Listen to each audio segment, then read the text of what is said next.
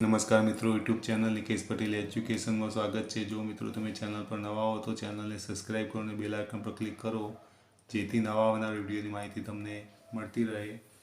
પ્રશ્ન 2 નીચેના પ્રશ્નોના એક વાક્યમાં ઉત્તર લખો।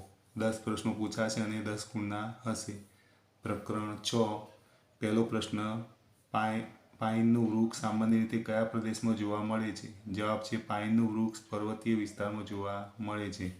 2 નંબર, રણમાં ઉંદર અને સાપ ગરમીથી બચવા શું કરે છે? જવાબ છે રણમાં ઉંદર અને સાપ ગરમીથી બચવા માટે રેતીમાં ખૂબ ઊંડે દર બનાવીને રહે છે। 3 નંબર, દેડકો પાણીમાં તરી શકે તે માટે પગની રચના કેવી હોય છે? જવાબ છે દેડકાના પગની આંગળીઓ વચ્ચે ચામડી જોડાયેલી હોય છે, જે દેડકાને પાણીમાં તરવા માટે મદદરૂપ થાય છે। 4 નંબર, હિમચિત્તા સ્નો લેપર્ડને બરફ પર ચાલતી વખતે ઠંડીથી રક્ષણ મેળવવા કેવી રચના હોય છે? તો જવાબ છે હિમચિત્તા સ્નો લેપર્ડને બરફ પર ચાલતી વખતે ઠંડીથી રક્ષણ મળે તે માટે શરીર, પગ અને પંજા પર ગાઢ રૂંવાટી હોય છે। 5 નંબર, જલીય વનસ્પતિના પ્રકાર કેવા હોય છે? તો જવાબ છે જલીય વનસ્પતિના પ્રકાર લાંબા, પોલા અને હલકા હોય છે તથા પાણીની સપાટી સુધી વિકસિત હોય છે। 6 નંબર, રણની વનસ્પતિના પર્ણો કેવા હોય છે? જવાબ છે રણની વનસ્પતિના પર્ણો નાના હોય છે, ઓછા હોય છે અને પાણીની અછત વખતે પર્ણોનું કાંટામાં રૂપાંતર થાય છે। 7 નંબર, વનસ્પતિનું શ્વસન અંગ કયું છે? તો જવાબ છે વનસ્પતિનું શ્વસન અંગ પર્ણ છે। પ્રકરણ 7 પહેલો પ્રશ્ન, પહેલાંના સમયમાં લોકો લંબાઈ માપવા શાનો ઉપયોગ કરતા હતા? જવાબ છે પહેલાંના સમયમાં લોકો લંબાઈ માપવા પોતાના શરીરના અંગો જેવા કે આંગળી, મુઠ્ઠી, વેત, હાથ, પગલાંનો ઉપયોગ કરતા હતા। બીજો પ્રશ્ન, શાળાના રમતના મેદાનની લંબાઈ કયા એકમમાં મપાય? તો જવાબ છે શાળાના રમતના મેદાનની લંબાઈ મીટરમાં મપાય। 3 નંબર, માપપટ્ટીની જાડાઈ કયા એકમમાં મપાય? તો માપપટ્ટીની જાડાઈ મિલીમીટરમાં મપાય। 4 નંબર, હવાથી હાલતા વૃક્ષના પર્ણો કયા પ્રકારની ગતિ કરે છે? તો હવાથી હાલતા વૃક્ષના પર્ણો આવર્ત ગતિ કરે છે। પ્રકરણ 8 પહેલો પ્રશ્ન, પ્રકાશિત પદાર્થો કોને કહેવાય? તો જવાબ છે જે પદાર્થો પ્રકાશ ઉત્પન્ન કરે છે તેને પ્રકાશિત પદાર્થો કહે છે। બીજો પ્રશ્ન, પ્રકાશનું સૌથી મહત્વનું કુદરતી ઉદ્ગમ સ્થાન કયું છે? તો જવાબ છે પ્રકાશનું સૌથી મહત્વનું કુદરતી ઉદ્ગમ સ્થાન સૂર્ય છે। 3 નંબર, પ્રકાશના પ્રસરણનો માર્ગ કેવો હોય છે? તો પ્રકાશના પ્રસરણનો માર્ગ સુરેખ હોય છે। 4 નંબર, કેવા પદાર્થનો પડછાયો પડી શકે નહીં?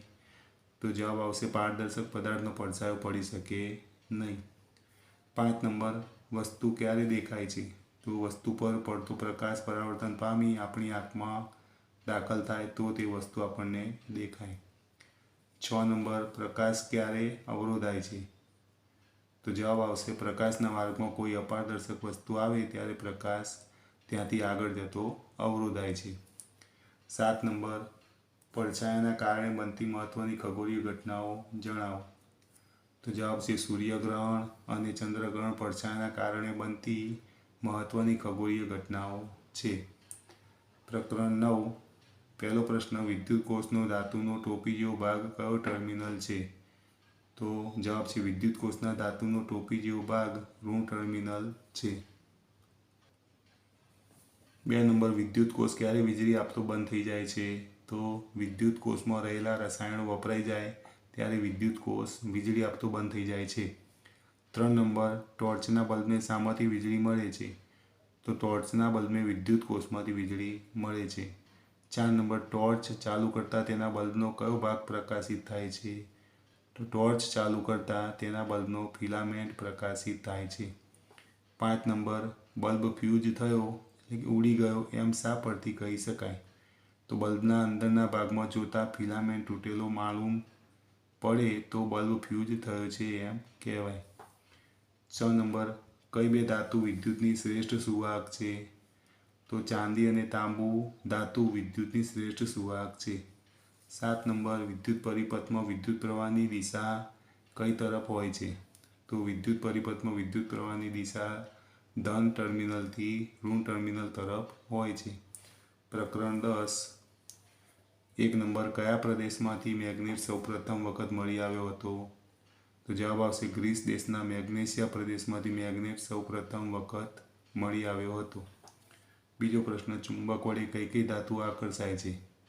તો ચુંબક વડે લોખંડ, નિકલ અને કોબાલ્ટ ધાતુઓ આકર્ષાય છે. 3 નંબર, બે ચુંબકો વચ્ચે આકર્ષણ ક્યારે થાય છે?